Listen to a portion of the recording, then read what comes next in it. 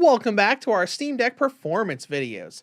Today we're diving into the newest game of the Atelier series of RPGs, expanding upon the previous series' action-oriented turn-based combat and bigger open-world areas. Do note that these tests were done with the game's free demo, though that demo does have party-based combat, internal dungeons, and the actual open world. Anyways, let's dive right in. Here is how I've gotten Atelier Yumia to run on the original Steam Deck. As far as launching the game and compatibility, Atelier Yumia doesn't appear under the Steam Deck verified list of games, but it does work without issues. When you boot the demo up for the first time and tap a single button on the Steam Deck, it automatically goes into controller mode and lets you play the game. Now, as you start the game, you begin in a dungeon that's not super crazy on the performance stress. So by default, the game puts its graphical settings on the standard or medium preset. Pretty much everything in the middle and the XeSS super sampling set on balanced. Now you don't have to use super sampling here, but you might want to later when we get to the open world.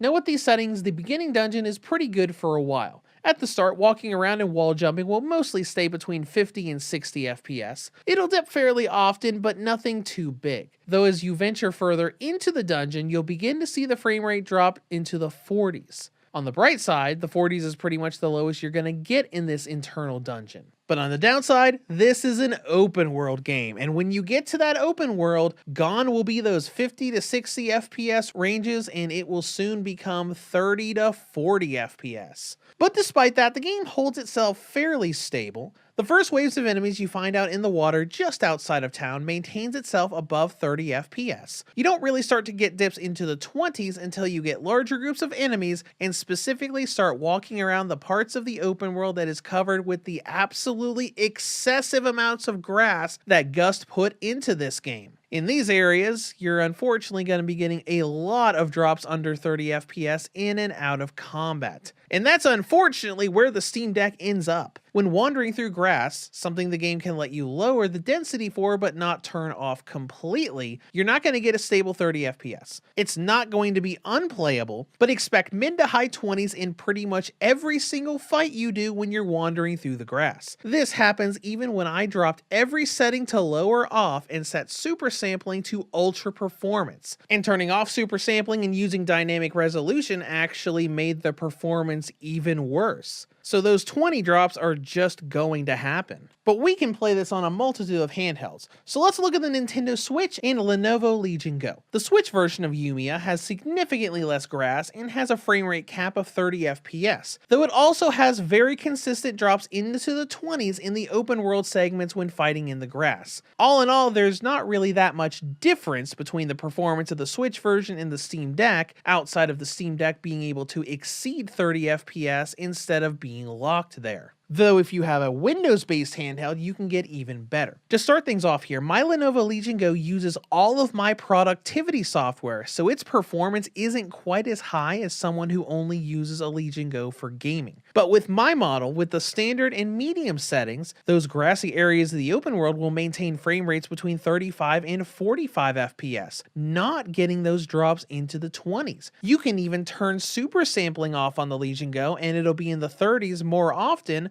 but won't drop under 30. In other words, the Steam Deck is certainly playable, looking better and performing about the same as the Nintendo Switch, but will have drops into the 20s that a handheld fan would need a more powerful Windows PC to be able to overcome. Then we get to battery life, which isn't super great. It's okay, with the original model only getting about 1.5 hours out of a single charge with Atelier Yumia, and that's with the Wi-Fi turned off.